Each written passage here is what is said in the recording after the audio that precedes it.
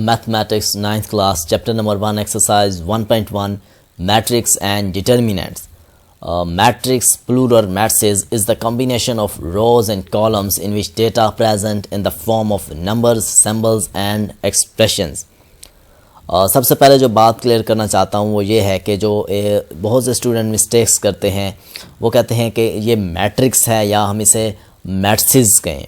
जब ये single term में होगा तो इसे मैट्रिक्स कहेंगे, और जब ये दो या दो से ज़्यादा टर्म से मिलकर बनेगा या दो से ज़्यादा टर्म होंगी इसमें, तो इसको मैट्रिसेस कहा जाएगा। और ये कॉम्बिनेशन है रोज़ का और कॉलम्स का, जिसमें डाटा को प्रेजेंट किया जाता है नंबर्स की शक्ल में, सिंबल्स की शक्ल में और एक्सप्रेशंस में। अब सबसे पहले बात कर लेते हैं नंबर्स की। तो नंबर्स क्या होते हैं, जैसे कि सिंपल काउंटिंग में 1 2 3 इस तरह चलते जाएंगे।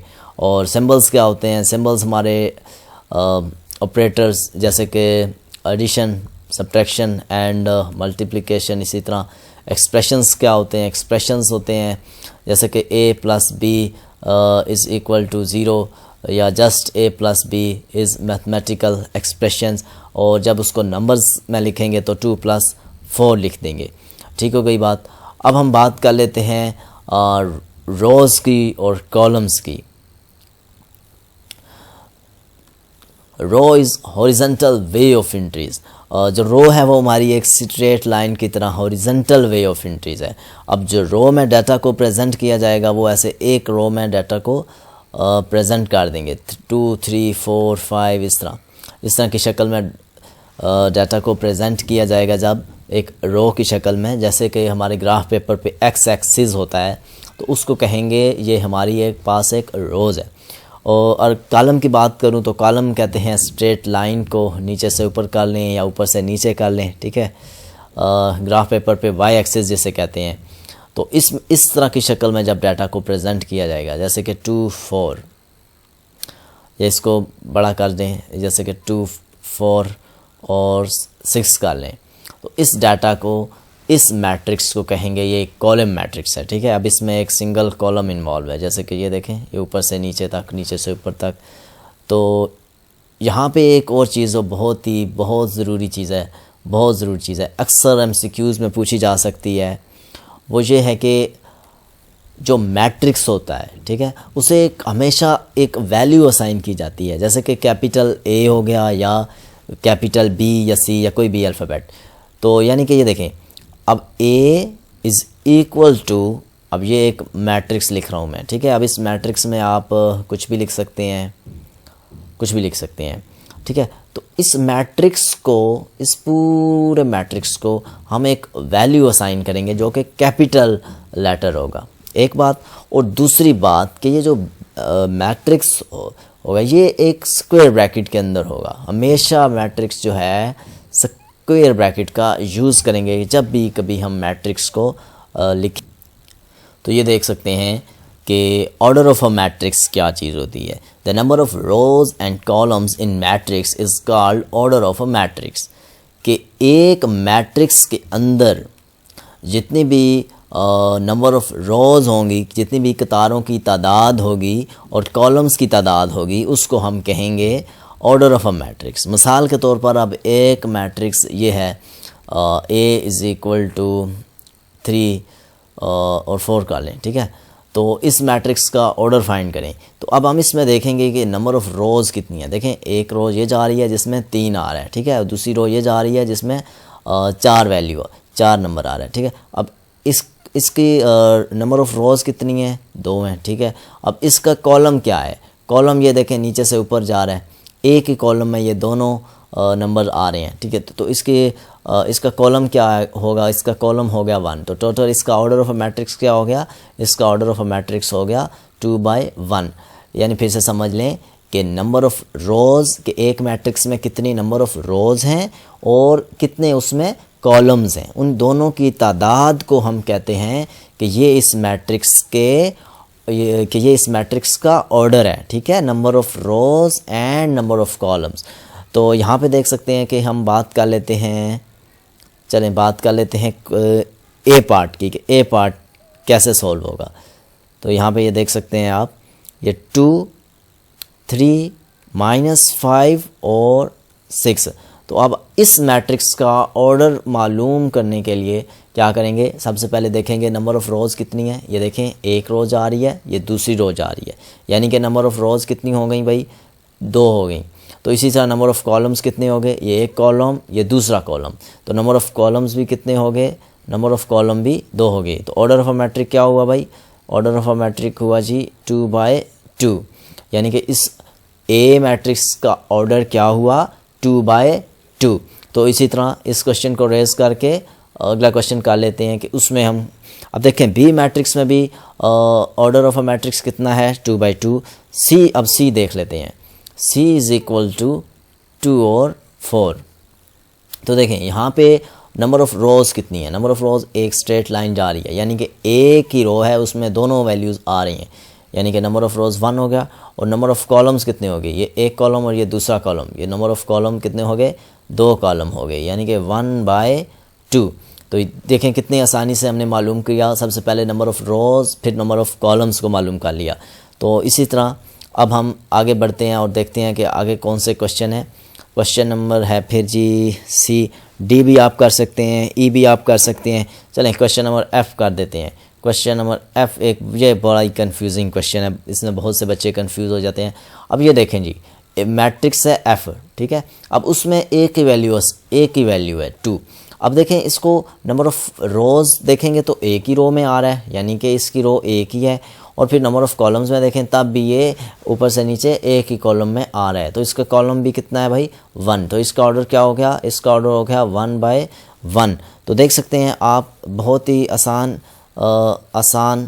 तरीके से आपने समझ लिया। अब इसका कोई भी मैट्रिक्स आ जाए, ख्वाह वो मतलब है कि चलें एक मुश्किल मैट्रिक्स कर लेते हैं, एक बड़ा क्वेश्चन कर लेते हैं जी मैट्रिक्स देख लेते हैं जी। यहाँ पे कर लिया 2 3 एंड 0, तो यहाँ पे क्या हो जाएगा 1 2 और 3, नीचे 2 4 और 5, ठीक है। अब इसका इसमें रोज़ देखनी है। सबसे पहले ये देखें एक रो जा रही है, फिर दूसरी रो जा रही है, फिर तीसरी रो, यानी कि इसमें नंबर ऑफ़ रोज़ कितनी है 3। इसी तरह नंबर ऑफ़ कॉलम्स कितने हैं, देखें ऊपर से नीचे एक कॉलम, फिर दूसरा कॉलम, फिर तीसरा कॉलम, यानी कि इसमें नंबर ऑफ़ कॉलम्स भी 3 है। तो इसका ऑर्डर ऑफ़ अ मैट्रिक्स क्या होगा, इसका ऑर्डर ऑफ़ मैट्रिक्स हुआ भाई 3/3, इसका ऑर्डर ऑफ़ अ मैट्रिक्स हो गया। तो इसी तरह हमने पहला क्वेश्चन जो है वो कंप्लीट कर लिया। आगे बात कर लेते हैं equalities of matrices, equality of matrices. तो if matrices follow the 2 properties, so we can say that matrices is equal. कहता है कि अगर कोई भी मैट्रिसेस जो हैं वो इन दो खुसूसियात को फॉलो करेंगे तो वो मैट्रिसेस आपस में इक्वल होंगे। तो वो क्या खुसूसियात है, number 1, order of a matrix A is equal to the order of a matrix B, यानी कि इन दोनों मैट्रिसेस के जो ऑर्डर हैं वो आपस में इक्वल होने चाहिए। तो यानी इस बात को समझ लेते हैं कि ए मैट्रिक्स है उसमें जो वैल्यू हैं वो हैं 2 और 4। इसी तरह बी मैट्रिक्स जो है उसमें जो वैल्यू हैं वो हैं भाई 3 और -6 कर लेते हैं, ठीक है। अब इसमें देखेंगे नंबर ऑफ़ रोज़ कितनी है, ऑर्डर ऑफ अ मैट्रिक्स तो यही होता है ना, नंबर ऑफ़ रोज़ और नंबर ऑफ़ कॉलम्स। तो नंबर ऑफ़ रोज़ इसमें कितनी है, एक रो है, और कॉलम कितने हैं 2 कॉलम है। एंड सेम सिचुएशन इस दूसरे में भी यही है, 1/2 इसका ऑर्डर है, ठीक है, 1/2 इसका ऑर्डर है, यानी कि ये इन दोनों मैट्रिसेस के आपस में ऑर्डर क्या हैं, इक्वल ऑर्डर हैं, ठीक है। तो हम कह सकते हैं कि order of a matrix A equal है order of a matrix B. तो अब हम इस पे ये एक और चीज़ करते हैं अप्लाई, इस पे हम क्या चीज़ अप्लाई करते हैं, अब हम देखेंगे इस पे दूसरी चीज़ अप्लाई करेंगे। अब हम ये देखेंगे क्या इस मैट्रिसेस के ऑर्डर तो सेम है, इसकी कोरिस्पोंडिंग इंट्रीज़ क्या चीज़ें होती हैं, कि कोरिस्पोंडिंग इंट्रीज़ क्या है, ठीक है। इसी तरह इसी मैट्रिक्स को हम दोबारा लिख लेते हैं, 2 और 4 का लिया, और बी में हमारे पास जो है 3 और -6 अगर आ गया तो ये देख सकते हैं, देखिए कोरिस्पोंडिंग इंट्रीज आर इक्वल, कि कोरिस्पोंडिंग इंट्रीज सेम होनी चाहिए। ये 2 के आगे 2 देखें तो यानी कि 2 और 3 इक्वल हैं कोई, यानी कि 2 और 3 इक्वल नहीं है, सही है। अगर जब 2 और 3 इक्वल नहीं है तो ये मैट्रिक्स जो है वो ये कॉरिस्पॉन्डिंग इंट्रीज इसकी इक्वल नहीं है, तो ये मैट्रिक्स जो है ये इन दोनों कंडीशन पे अप्लाई, इन दोनों कंडीशन को अपने ऊपर अप्लाई नहीं कर रहा। तो यहाँ पे देखें कितनी आसानी से हमें समझ आ गया कि कॉरिस्पॉन्डिंग इंट्रीज के 2 देखना है इस ए मैट्रिक्स की पहली वैल्यू को दूसरी मैट्रिक्स की पहली वैल्यू पे। देखें 2 और 3 आपस में इक्वल हैं, नहीं इक्वल, तो यानी कि ये कॉरिस्पॉन्डिंग इंट्रीज आपस में सेम नहीं है। तो यानी कि यहाँ पे एक और मैट्रिक्स देख लें, अगर ए इज़ इक्वल टू होता 2 और 3 और बी होता इज़ इक्वल टू 2 और 3, तो देखें 2 इक्वल है 2 के, 3 इक्वल है 3 के, यानी कि इस मैट्रिक्स की जो कॉरिस्पॉन्डिंग वैल्यूज़ हैं वो आपस में सेम है। तो यानी कि ये मैट्रिक्स जो है वो आपस में, ये मैट्रिक्स जो है ये इक्वल है। फिर हम कह सकते हैं ना कि ये दोनों कंडीशन को फॉलो कर रहा है। तो अब हम क्वेश्चन आगे देख लेते हैं। Question number 2, which of the following matrices are equal. अब इनमें से बताएं कि कौन से मैट्रिसेस ऐसे हैं जो इक्वल हैं। तो देखें ए इज़ इक्वल टू 3, ठीक हो गई बात, और बी तो इक्वल नहीं है। फिर सी देख लेते हैं, सी इज़ इक्वल टू 5 और 2। तो देखें सी मज़ीद सॉल्व हो रहा है, सॉरी यहाँ पे जो है ये माइनस का साइन है, ये 5 माइनस 2 है। तो 5 माइनस 2 जब सॉल्व होगा तो हमारे पास आंसर आ जाएगा सी इज़ इक्वल टू 3। तो देखें अब ये मैट्रिक्स और ये मैट्रिक्स आपस में क्या है भाई, ये इनका ऑर्डर भी सेम है और इनकी कॉरिस्पॉन्डिंग एंट्रीज भी सेम है। तो हम कह सकते हैं कि ए इज़ इक्वल टू सी। तो अब इसको रेज करके नेक्स्ट क्वेश्चन देख लेते हैं कि कैसे होगा।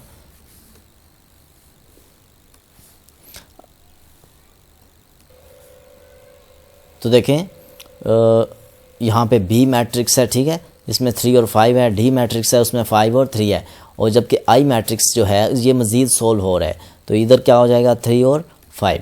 तो सबसे पहले इनके ऑर्डर देखेंगे, तो ऑर्डर तो तीनों मैट्रिक्स के इक्वल हैं। अब हम दूसरी चीज़ देखेंगे, कॉरिस्पॉन्डिंग वैल्यूज़ देखेंगे कि कॉरिस्पॉन्डिंग वैल्यूज़ भी इक्वल हैं कि नहीं है। देखें 3 और 5 है, तो 3 5 के इक्वल नहीं है। फिर देखेंगे कि जो 3 है वो देखें ये यहाँ पे भी 3 है, 3 के इक्वल हो गया, और यहाँ पे 5 जो है वो 5 के इक्वल हो गया। तो हम कह सकते हैं कि बी मैट्रिक्स जो है वो इक्वल है आई मैट्रिक्स के, ठीक है। तो यहाँ पे देखें एफ मैट्रिक्स है, उसमें देखें ये 2 और 6 है, जबकि जी मैट्रिक्स जो है ये मज़ीद अब सॉल्व हो रहा है। तो इसको करेंगे 3 minus 1 is equal to 2 and 3 plus 3 is equal to 6। तो देखें अब इस मैट्रिक्स का जो ऑर्डर है वो भी सेम है। इसका ऑर्डर क्या है 1/2, और सॉरी इसका ऑर्डर जो है वो 2/1 है, ठीक है। तो इसकी जो कॉरिस्पॉन्डिंग वैल्यूज़ हैं वो देखनी है। देखें 2 के इक्वल है, 6 के इक्वल है। तो यानी कि ये जो मैट्रिक्स है ये भी आपस में हम कह सकते हैं कि ये मैट्रिक्स जो है आपस में इक्वल है। तो इसी तरह क्वेश्चन नंबर 2, सारे क्वेश्चन इसी तरह होंगे। बहुत आसान क्वेश्चन है ये, आप कर सकते हैं, बहुत ईजी, कोई मुश्किल वाली बात नहीं है, बहुत आसान। सो क्वेश्चन नंबर 3 देख लेते हैं। Find the values of a b c and d which satisfy the matrix. अब ये मैट्रिक्स की इक्वेशन है, ठीक है।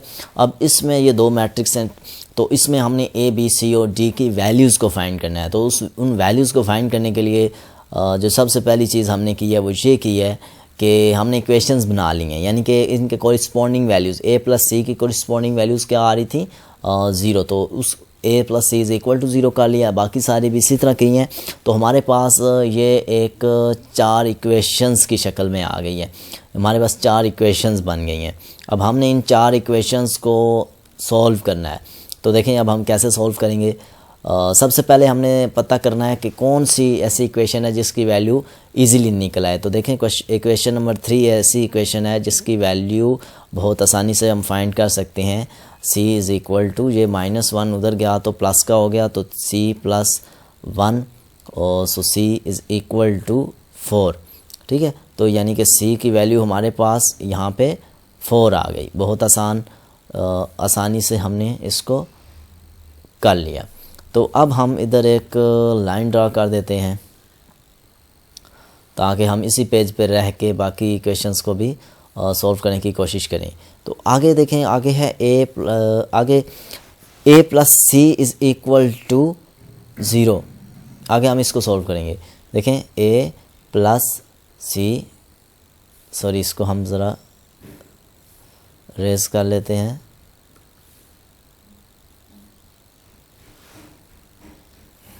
a plus C is equal to 0। तो a की वैल्यू पुट कर देंगे यहाँ, सॉरी c की वैल्यू पुट करेंगे। a plus 4 is equal to 0। तो क्या हो जाएगा, a is equal to, again वही बात, ये 4 उधर जाएगा, इक्वल के उस साइड जाएगा तो माइनस का हो जाएगा। तो अब देख सकते हैं आप कि हमने ये दो वैल्यूज़ को फाइंड कर लिया, दो इक्वेशंस को सॉल्व कर लिया। तो अब देखें जी, इक्वेशन नंबर 1 को भी सॉल्व कर लिया, इक्वेशन नंबर 3 को भी सॉल्व कर लिया। अब इक्वेशन नंबर 2 को देख लेते हैं। तो यहाँ पे है हमारे पास a plus 2b is equal to -7। अब हम इक्वेशन नंबर 2 को सॉल्व कर रहे हैं। तो देखें a की वैल्यू हमारे पास क्या थी, -4 plus 2b is equal to -7। देखें अब 2b उसी तरह लिखा रहेगा और ये जो -4 है ये इक्वल के उस साइड जाएगा तो इसकी वैल्यू भी चेंज हो जाएगी, यानी नेगेटिव है तो पॉजिटिव हो जाएगा। तो ये 2b इज़ इक्वल टू -3। तो जो 2 है ये b के साथ मल्टीप्लाई हो रहा है। जब कोई चीज़ मल्टीप्लाई हो रही होती है तो डिवाइड के उस तरफ जाके ये जब कोई चीज़ मल्टीप्लाई हो रही होती है तो इक्वल के उस साइड जाके ये चीज़ डिवाइड हो जाती है, यानी कि ये देखें अब 2 को भी हमने डिवाइड कर दिया। इसी तरह लास्ट इक्वेशन बची हमारे पास 4d minus 6 is equal to 2d। तो देखें 4d, अब ये d इस तरफ आएगा, इक्वल के इस तरफ आएगा तो ये चेंज हो जाएगा, इसकी वैल्यू पॉजिटिव से नेगेटिव में हो जाएगी। तो इसको हम थोड़ा सा ऊपर कर लेते हैं ताकि आपको बेहतर तरीके से समझ आ सके ये हो क्या रहा है। देखें ये हो जाएगा 2d इज़ इक्वल टू -6। तो d is equal to, sorry ये जो माइनस का 6 है ये उस तरफ जाएगा तो ये प्लस का हो जाएगा, इसको हम प्लस कर देंगे 6/2। तो d की वैल्यू क्या आ गई हमारे पास 3, क्योंकि 2 3 ज़ा 6। तो अब हम इसको सॉल्यूशन सेट की शक्ल में लिख सकते हैं। a की वैल्यू क्या आई -4, b की वैल्यू आई, c की वैल्यू आई, सॉरी यहाँ से तरतीब से लिख देते हैं इनकी वैल्यूज़ को ताकि ये अच्छे से हो सके। तो b की वैल्यू जो है हमारे पास वो है -3/2 और c की वैल्यू है 4 एंड d की वैल्यू है 3। तो देखें हमने किस तरीके से इस क्वेश्चन को, इन सारी पूरी एक्सरसाइज को कंप्लीट किया है। बहुत सी बेसिक सी चीज़ें थी। इस वीडियो को पूरा देखिएगा, ठीक है, ताकि आपको बेहतरीन तरीके से इसके बेसिक कॉन्सेप्ट समझ आ सकें।